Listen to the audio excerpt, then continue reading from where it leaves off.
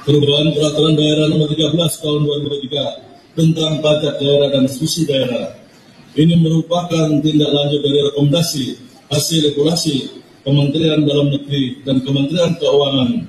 Beberapa pasal memang harus disesuaikan sebagaimana diatur dalam pasal 99 Undang-Undang Nomor 1 Tahun 2022 tentang hubungan keuangan antara pemerintah pusat dan pemerintah daerah. Tetap pasal 128 Peraturan Pemerintah Nomor 35 Tahun 2023 tentang Ketua Umum Pajak Daerah dan Restitusi Daerah. Jika Bupati tidak melakukan perubahan sebagaimana hasil evaluasi dan surat pemberitahuan, Bupati akan mendapatkan sanksi.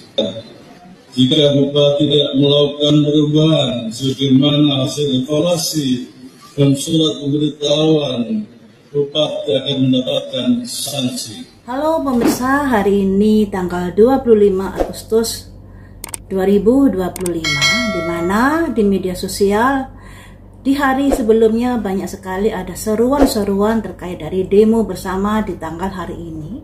Dan saya tadi sudah melihat ada berita-berita, memang ada pergerakan di gedung DPR RI, kemudian dari gerbang gedung pagarnya sudah diolesi oli dan lain sebagainya. Harapan saya di dalam demo ini tidak sampai terjadi korban jiwa, baik dari mahasiswa ataupun dari yang mendemo dan dari aparat. Karena dua sisi ini tentunya sebenarnya sama-sama rakyat kecil, hanya saja yang aparat ini kan memiliki tugas, jadi mereka menjalankan tugasnya, sedangkan para pendemo ini juga ingin menyuarakan hati nurani rakyat karena merasa DPR sudah tidak mewakili suara rakyat. Makanya terjadi demo. Dan di tayangan saya sebelumnya terkait dari geger demo 25 Agustus yang saya tayangkan 2 hari yang lalu, kalau nggak salah sehari yang lalu ya, ada yang komen PBB itu kan diputuskan dan dibuat oleh daerah.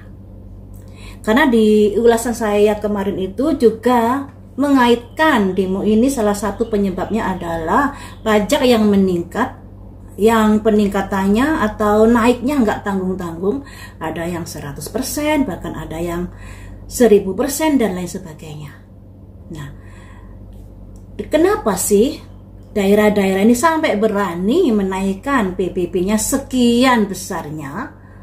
Ternyata ada seorang bupati dari Jombang yang memberikan pernyataan bahwa semuanya itu sudah ditetapkan oleh pejabat sebelumnya. Ternyata juga ada rekomendasi atau ada wacana dari pusat terkait dari kenaikan tersebut.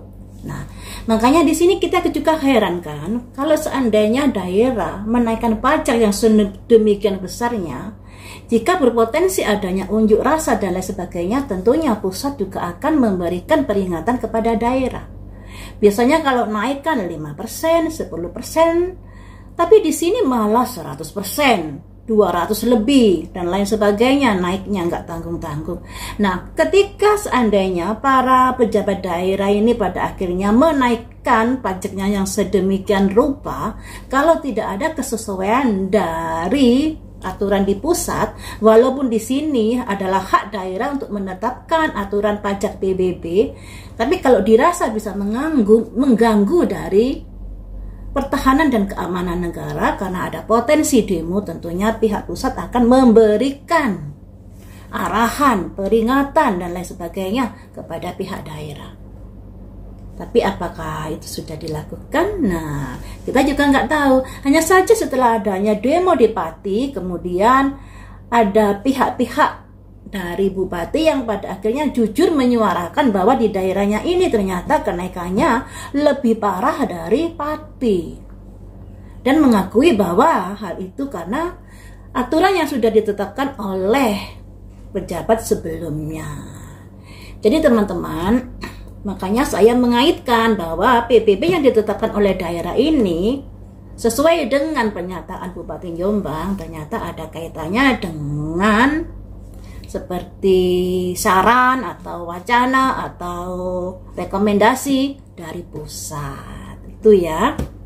Jadi kalian jangan, oh jangan masuk tahu PBB itu kan dibuat oleh daerah. Lah sekarang ini loh ya, aturan itu bisa diubah sesuai dengan kehendak dan kepentingan dari politik. Suka-suka oleh orang yang berkuasa. Aturan yang dibuat MK aja bisa diubah, diamburadul, berantakan seperti itu ya kan. Apalagi aturan-aturan yang dibuat oleh daerah. Tentunya pusat ini memberikan wewenang daerah untuk menaikkan pajak PBB yang sedemikian rupa besarnya. Pastinya dari anggaran pusat tidak mencukupi atau keteteran untuk memberikan bantuan kepada daerah. Ada sebab, pasti ada akibat, kan begitu. Makanya seakan diem saja pusat ini ketika daerah menaikkan PBB-nya yang sedemikian besar, yang mencekik rakyat kecil, yang pada akhirnya memicu demo di partai tersebut. Apakah demo kali ini, suara dari para pendemo bisa didengar oleh sang penguasa, sang pemerintahan?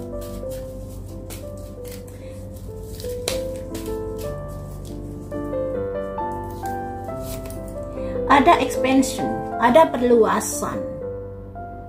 Nah, perluasan dan perpindahan, di mana demo nanti bisa meluas kemana-kemana tujuannya. Jadi seperti prediksi saya yang kemarin kan ada pihak ketiga yang memprovokasi agar tidak kemana-kemana demonya dari para mahasiswa atau masyarakat yang ikut demo harus bisa sabar, jangan sampai terprovokasi, harus pada tujuan utama dan lain sebagainya. Karena di sini ternyata tujuannya nanti bisa menyimpang atau kemana-kemana. Karena ini loh, karena juga ada orang yang di belakang ini yang menggembuskan, kan mulutnya nyemprot sesuatu ya toh. Tujuannya demo itu adalah untuk menyuarakan hati nurani rakyat. Tapi apalah daya, ternyata ada pihak ketiga yang memprovokasi, yang bisa membuat masalah menjadi meluas atau tujuan demo meluas kemana-kemana. Dan di sini harus ada kebijaksanaan dari para pendemo agar selalu pada poinnya, selalu pada tujuan utama di demo tersebut.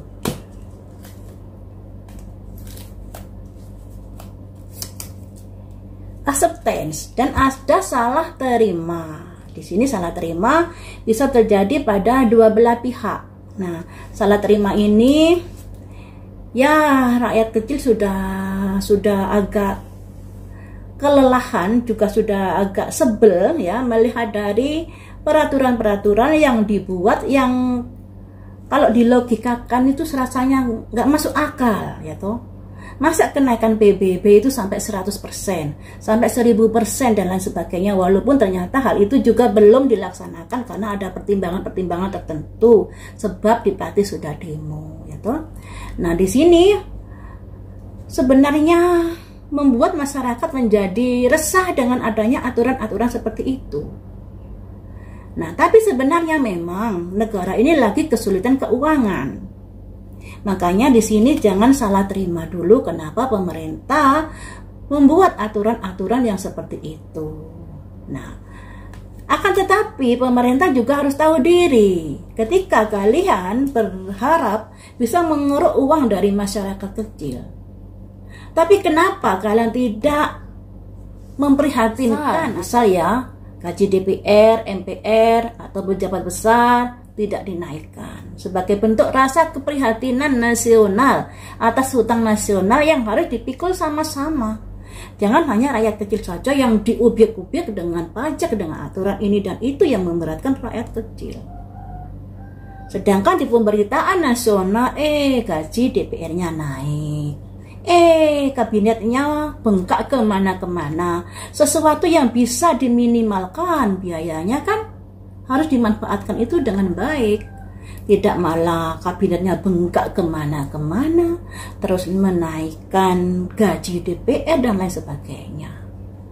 Nah, kalau kalian tahu ya, memang dari pemerintahan misalnya ada kabar menaikkan UMR di daerah ini sekian persen.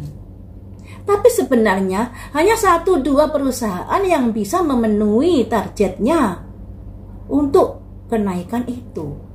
Katakanlah di daerah Jawa Timur, tempat saya, gajinya UMR mungkin sekitar kalau nggak salah 4 juta atau 3 juta.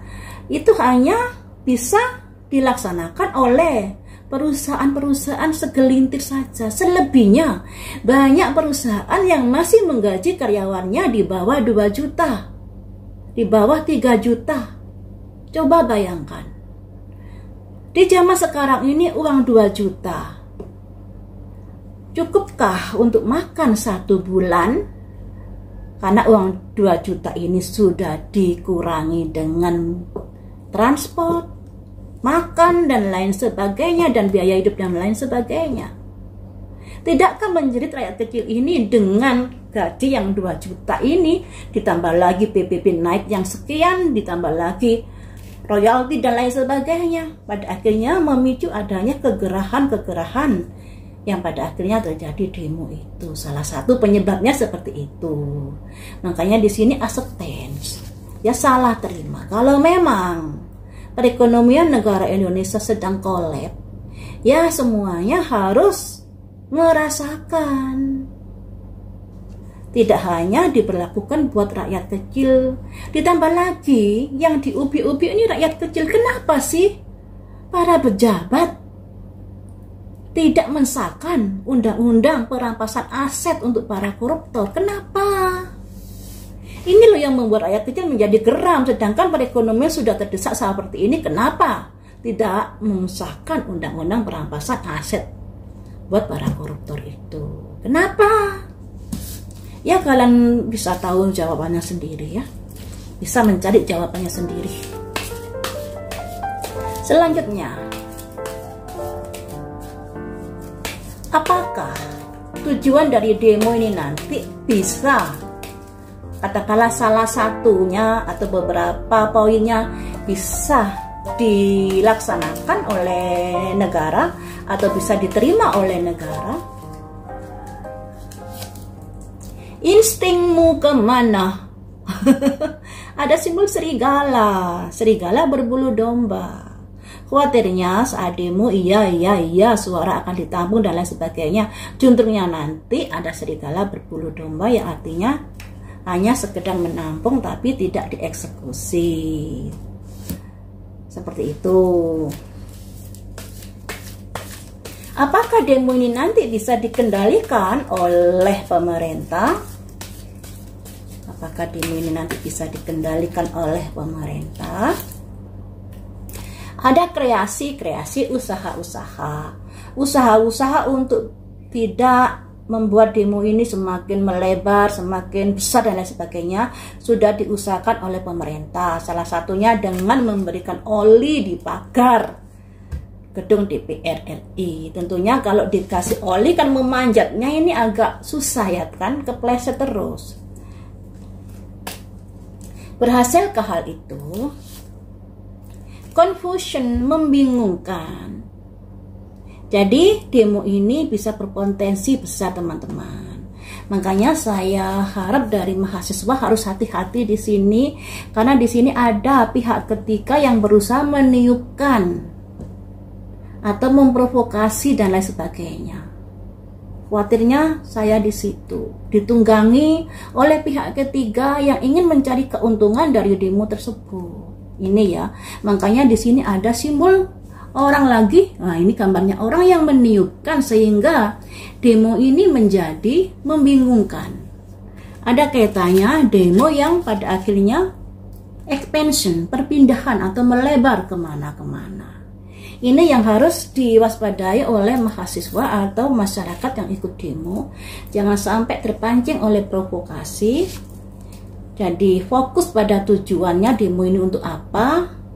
Tentunya semoga saja untuk mewakili kami rakyat Indonesia yang lagi kesulitan, yang lagi ekonominya berantakan, yang lagi tertekan dengan aturan-aturan pajak yang nggak masuk akal itu, ya toh. Harapan saya seperti itu. Nah,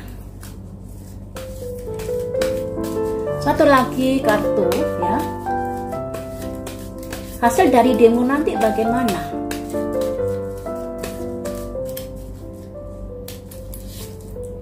Rilis teman-teman, ini yang kurang bagus ya. Ini yang kurang bagus, rilis melampiaskan. Jadi dari pihak pendemo ini melampiaskan kekecewaannya, kekesalannya. Dan dari pihak pemerintahan atau dari pihak aparat semoga saja tidak sampai melakukan tindakan-tindakan yang bisa memicu adanya korban jiwa. Merilis, melampiaskan, melepaskan, dan di sini ada simbol yang kurang bagus ya, simbolnya kurang bagus ini. Semoga saja tidak ada korban jiwa baik dari para pendemo juga dari aparat. Semoga saja pemerintahan bisa lebih mendengarkan aspirasi masyarakat. Sebenarnya rakyat juga paham kok kalau negara ini sedang kolab karena harus bayar hutang yang demikian banyak, warisan dari pemerintahan sebelumnya. Akan tetapi harus ada keseimbangan dalam menanggulangi terkait dari perekonomian negara Indonesia. Kalau rakyatnya disuruh mengerti, ya pejabatnya juga harus mengerti. Ya toh? Jadi sama-sama kita menguatkan untuk gimana caranya membayar hutang ini. Jangan hanya rakyat kecil aja yang diubyek-ubyek, sedangkan ternyata di pejabat pemerintahan seperti itu banyak korupsi dan lain sebagainya. Kemudian gaji DPR dinaikkan, tunjangan ada ini dan itu. Ya memang wajar sebagai pejabat tinggi, tentunya gajinya, pendapatannya juga pasti lebih tinggi dari rakyat jelata. Tapi di saat kondisi yang ekonomi negara kurang bagus ini, alangkah baiknya mungkin gajinya tidak usah dinaikkan dan lain sebagainya. Karena ternyata rakyat kecil juga sangat menderita efek dari perekonomian negara Indonesia yang berantakan ini. Makanya saya berharap semoga undang-undang perampasan aset itu segera digulkan, karena sebenarnya itu merupakan angin segar buat masyarakat ini. Ternyata pemerintah berpihak pada rakyat kecil dan lain sebagainya. Jadi tidak tebang pilih untuk rakyat kecil aja diubik-ubik dengan pajak yang tinggi dan lain sebagainya. Tapi ternyata untuk pejabatnya ini dengan seringnya korupsi dan lain sebagainya, malah undang-undang perampasan aset tidak disahkan sedari dulu. Ini yang membuat rakyat kecewa loh.